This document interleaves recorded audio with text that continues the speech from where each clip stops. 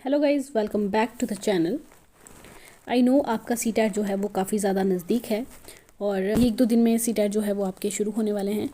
तो मैं एग्ज़ाम से पहले आपको बताना चाहूँगी कि किस तरह का एग्ज़ाम जो है वो ऑनलाइन कंडक्ट करवाया जाता है, कैसे करवाया जाता है। देखिए, पहले जो है एग्ज़ाम ऑफलाइन होता था। लास्ट ईयर से ही एग्ज़ाम को जो है वो ऑनलाइन कर दिया गया है। अब आपका एग्ज़ाम जो है वो ऑनलाइन माध्यम से ही होता है। ये सब तो आपको पता ही होगा, फिर भी मैं आपको बता देती हूँ कि किस तरह से आपने जो है किस तरह से ऑनलाइन पेपर जो है वो कंडक्ट करवाया जाता है और किस तरह के क्वेश्चंस रहते हैं। लास्ट ईयर जब मैंने सीटेट का एग्ज़ाम दिया था, मैं उसकी जो मेरी रिस्पॉन्स शीट थी वो मैं आपके साथ शेयर कर रही हूँ और इसमें आप देखेंगे कि किस तरह के क्वेश्चन जो है वो पूछे गए हैं और किस तरह से जो है वो क्वेश्चंस का लेवल क्या रहता है। ये मेरी रिस्पॉन्स शीट है। लास्ट ईयर मैंने सीटेट क्वालिफाई किया है और आज जो है हम साइकोलॉजी का सेक्शन देखेंगे और एक एक करके जो है हम बारी बारी से सारे के सारे सेक्शन जो है वो कवर करेंगे, ताकि आपको एक ब्रॉड आइडिया जो है वो मिल जाए कि किस तरह से ऑनलाइन जो एग्ज़ाम है वो कंडक्ट होता है। राइट, ऑफलाइन तो सबने पेपर दिया होता है, बट ऑनलाइन जो है वो बहुत कम बच्चे जो है ऑनलाइन पेपर देते हैं। तो ये शायद कई बच्चों का तो ये पहला पेपर होगा जो कि वो ऑनलाइन देंगे, तो थोड़ा नर्वसनेस भी होती है, थोड़ा डर भी होता है कि किस तरह का पेपर आएगा, किस तरह से करना है। ज़्यादा कुछ नहीं होता है, कोई मुश्किल नहीं आती है। इवन मैं अपने एक्सपीरियंस से कहूँ तो मुझे लगता है कि ऑफलाइन से अच्छा है ऑनलाइन पेपर कंडक्ट करवाना। बाकी जब आप एग्ज़ाम देकर वापस आएंगे तो अपना एक्सपीरियंस जो है वो ज़रूर शेयर करना कमेंट सेक्शन में। मैं वेट करूँगी और कमेंट सेक्शन में मुझे ये भी ज़रूर बताइएगा कि किस तरह के क्वेश्चन जो है वो आपसे पूछे गए थे, किस तरह से क्वेश्चंस का जो है वो लेवल रहा था।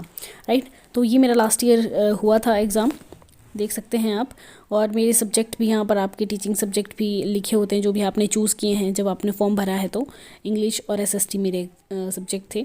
चलिए शुरू करते हैं और सबसे पहले हम देखेंगे साइकोलॉजी, जिसमें आपकी चाइल्ड डेवलपमेंट एंड पैडागोजी रहती है। ये आपका सेक्शन फर्स्ट रहेगा। तो पहला क्वेश्चन हमसे पूछा गया था, what are the identifying characteristics of dyscalculia. Dyscalculia आपको पता है, और डिफ़िकल्टी जो मैथ में आती है उसको हम डिसकैलकुलिया बोलते हैं। राइट, तो इस तरह से आपकी रिस्पॉन्स शीट जो है जब आप एग्ज़ाम दे देंगे और उसके बाद जब आपकी रिस्पॉन्स शीट आएगी तो इस तरह की आपकी रिस्पॉन्स शीट होगी, जिसमें आपने कौन सा ऑप्शन जो है आपने चूज़ किया है वो भी शो होगा और कौन सा राइट आंसर है ये भी शो होगा। ओके, तो इस तरह की होगी। तो डिसकैलकुलिया पहला क्वेश्चन पूछा गया था जब मैंने दिया था। तो ये मैथ्स रिलेटेड प्रॉब्लम जो है, डिफ़िकल्टीज जो है, उसको हम डिसकैलकुलिया बोलते हैं। नेक्स्ट क्वेश्चन था, which of the following options correctly specifies the types of intelligence given by Howard Gardner. तो आपने देखा होगा कि HP टैट जो होता है उसमें डायरेक्ट क्वेश्चंस जो हैं वो पूछे जाते हैं। ओके, और इसमें जो है थोड़ी स्टेटमेंट वाले क्वेश्चंस आ जाते हैं, थोड़े ज़्यादा आपको जो है वो पढ़ना पड़ता है इसमें। मतलब कि आपको ज़्यादा क्वेश्चन जो है वो थोड़े लेंथी पूछे होते हैं, लेकिन उनका मतलब सेम ही होता है। इस तरह के क्वेश्चंस है, टू द पॉइंट क्वेश्चंस इसमें नहीं पूछे जाते हैं। तो यहाँ पर पूछा गया है कि इनमें से कौन सा करेक्ट है, कौन सा ऑप्शन जो है वो करेक्ट है, जो कि इंटेलिजेंस होवर्ड गार्डनर ने जो इंटेलिजेंस के टाइप्स बताए हैं उसमें। तो होवर्ड गार्डनर ने जो इंटेलिजेंस का टाइप बताया है वो इंट्रापर्सनल है। इंटरपर्सनल और इंट्रापर्सनल दोनों आते हैं इसमें। एथलीट, क्रिएटिव, एक्सप्रेस ये नहीं आते हैं, थेरेपिस्ट भी नहीं है, प्रैक्टिकल भी नहीं है। तो ये है आपका सेकंड क्वेश्चन। थर्ड क्वेश्चन है हमारा, विच of the following is a characteristic of an effective socio constructivist classroom. इनमें से कौन सी एक इफेक्टिव सोशियो कंस्ट्रक्टिविस्ट क्लासरूम की विशेषता है वो पूछी गई है आपसे। देखिए, इसमें जो मीडियम रहता है वो आप हिंदी इंग्लिश दोनों मीडियम चूज़ कर सकते हैं। आप हिंदी में भी दे सकते हैं, आप इंग्लिश में भी दे सकते हैं। और अगर आपको बीच में जैसे आपको लगता है कि इंग्लिश में आपको कोई क्वेश्चन समझ नहीं आ रहा है तो आप उसको चेंज भी कर सकते हैं, फिर आपको हिंदी में भी शो हो जाएगा। ऐसा नहीं है कि अगर आपने इंग्लिश मीडियम चूज़ किया है तो आप सिर्फ इंग्लिश में ही देख सकते हैं, ऐसा नहीं होता है। Okay, which of the following is the characteristics of an effective socio constructivist classroom. तो इसकी जो कैरेक्टरिस्टिक थी वो थी, group work and group problem solving is encouraged. Option B is the right answer. आप देख सकते हैं राइट आंसर यहाँ पर टिक किए गए हैं। नेक्स्ट क्वेश्चन है, while playing a group of children enact scenes from a recent popular movie, this situation highlights that dash is an important agency of socialization. देखिए, जब बच्चे जो है ग्रुप में खेलते हुए कोई ऐसा सीन जो है वो क्रिएट करते हैं जो कि उन्होंने रिसेंट मूवी में देखा होता है, तो ये जो सिचुएशन है वो क्या हाईलाइट करती है, कौन सी सोशलाइजेशन को ये हाईलाइट करती है। तो ये है आपकी मीडिया। ठीक है, क्योंकि मीडिया के थ्रू बच्चों ने मूवी देखी, फिर वो सीन क्रिएट कर रहे हैं, तो इसमें रिलीजन, पीयर्स, फैमिली का रोल नहीं है, इसमें मीडिया का रोल है, क्योंकि मीडिया भी हमारी जो सोशलाइजेशन है उसकी एक इम्पॉर्टेंट एजेंसी है, राइट। नेक्स्ट क्वेश्चन है हमारा, to learn meaningfully children need to feel valued. अगर आपको मीनिंगफुली लर्न करना है तो क्या इसमें से क्या आपका सही रहेगा, तो इसमें आपको 3 ऑप्शंस दिए गए हैं, इनमें से पूछा गया है कि कौन कौन से ऑप्शन जो है वो सही हैं। तो children need to feel valued बिल्कुल सही है। Children's experience should be taken into account, ये भी बिल्कुल सही है। Children should not be allowed questioning, ये गलत है, क्योंकि जब बच्चा सीखता है तो उसको क्वेश्चनिंग ही अलाउड नहीं होगी तो वो कैसे पूछेगा, अपने डाउट्स को कैसे क्लियर करेगा। तो ये जो है, ये वाला जो ऑप्शन है ये आपका गलत हो जाता है, right. 1 and 2 is the right answer, ये रहेंगे आपका 1 and 2। नेक्स्ट है आपका, विच of the following statements about the children is correct from a socio constructivist perspective. इनमें से कौन से स्टेटमेंट जो है एक चिल्ड्रन के बारे में सही है सोशियो कंस्ट्रक्टिविस्ट पर्सपेक्टिव को लेकर। Children are born noble, savage and are corrupted by the society, गलत है। Children's behaviour can be explained in terms of small incremental changes due to experience, ये भी गलत है। Children's behaviour is totally determined by early experience in life, ये भी गलत है। Children are active beings who construct knowledge by acting upon and interacting with their socio culture context, ये सही है।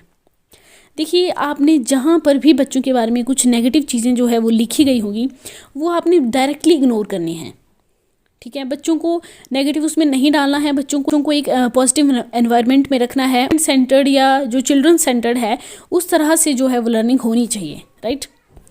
नेक्स्ट क्वेश्चन है, students construct a lot of theories about natural phenomenon, a teacher should. Teacher कैसा होना चाहिए, encourage the student to share these preconceptions and build the teaching learning pedagogy around them, बिल्कुल सही है। तो teacher जो है वो कैसा होना चाहिए, टीचर होना चाहिए जो एनकरेज करे स्टूडेंट्स को उनकी जो प्री कंसेप्शंस है उनको शेयर करने के लिए, और उनकी जो टीचिंग लर्निंग पैडागोजी है उनके आसपास उसको और ज़्यादा बिल्डअप करने के लिए जो है एनकरेज करे स्टूडेंट्स को। ऐसा टीचर जो है वो होना चाहिए, ना कि स्टूडेंट्स को डिस्करेज करे, ना कि इग्नोर करे, ओके, ना ही पनिश करे। ये सब जो है वो स्टूडेंट्स के लिए नेगेटिव वर्ड्स हैं, ये हमने यूज़ नहीं करने हैं, राइट। नेक्स्ट है, inclusive education includes. Inclusive education जो है उसमें क्या क्या आता है, स्टूडेंट्स विद लर्निंग डिसेबिलिटी, बिल्कुल सही।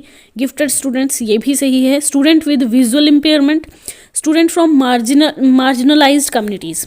देखिए, जब हम इंक्लूसिव एजुकेशन की बात करते हैं तो उसमें हम सब तरह की एजुकेशन को इंक्लूड करते हैं, ओके। चाहे कोई आपका डिसेबल्ड बच्चा है, चाहे कोई गिफ्टेड चिल्ड्रन है, चाहे आपके स्टूडेंट्स विद विजुअल इम्पेयरमेंट है, चाहे आपके कोई मार्जिनलाइज्ड कम्युनिटीज़ के स्टूडेंट्स हैं, सभी को हम उसमें इंक्लूड करते हैं। उसी को तो इंक्लूसिव एजुकेशन कहा गया है, ओके। और एक बात जो है हमेशा ध्यान रखनी है कि जब भी आप पेडागोजी की बात करेंगे, जब भी कहीं पर भी चाइल्ड पेडागोजी की बात होगी वहाँ पर हम इंक्लूसिव एजुकेशन ही यूज़ करेंगे, एक्सक्लूसिव किसी के लिए भी यूज़ नहीं करेंगे, किसी को एक्सक्लूड नहीं करना है, ओके। नेक्स्ट है हमारा, इन वाइगोत्स्कियन फ्रेमवर्क लैंग्वेज। वाइगोत्स्कियन जो फ्रेमवर्क लैंग्वेज है उसमें क्या है, हिंडर्स कॉग्निटिव डेवलपमेंट, नहीं। फैसिलिटेट्स कॉग्निटिव डेवलपमेंट, बिल्कुल सही। वाइगोत्स्की जो है वो फैसिलिटेट करते हैं कॉग्निटिव डेवलपमेंट को, राइट। नेक्स्ट है हमारा, असर्शन दी गई है, a teacher should adopt a culturally responsive pedagogy in her class giving primacy to children's socio cultural context. Reason क्या है, schools need to follow structured uniform curriculum and individual differences should not be considered in the classroom. देखिए, ऐसे जो question हैं उनको आपको 2 बार पढ़ने की ज़रूरत है कि पूछा क्या गया है और अपने आंसर क्या करना है, ओके। इसमें पूछा गया है कि करेक्ट ऑप्शन जो है वो चूज़ करना है, both A and R false, नहीं, दोनों गलत नहीं है। A is true but R is false, हाँ, ए जो है इसमें सही है जबकि आर जो है इसमें गलत है, ये आपका राइट आंसर होगा, ओके। नेक्स्ट है, both A and R true but R is not the correct explanation of A. इस तरह के क्वेश्चंस जो हैं वो स्टूडेंट्स के लिए थोड़े मुश्किल हो जाते हैं, बट अगर आप ऊपर पूछा क्या गया है ये वाली स्टेटमेंट अगर आप 1-2 बार पढ़ेंगे तो आपको समझ आ जाएगा कि कौन सा किसकी सही एक्सप्लेनेशन कर रहा है या फिर कौन सा सही है कौन सा गलत है, राइट। नेक्स्ट क्वेश्चन है हमारे पास, which of the following statements about the use of mother tongue by learners in the classroom is correct. तो मदर टंग के बारे में क्वेश्चन आया है, schools should build a culture of respecting language of all learners, बिल्कुल सही। Should prescribe only one standard language, नहीं ये बिल्कुल गलत है।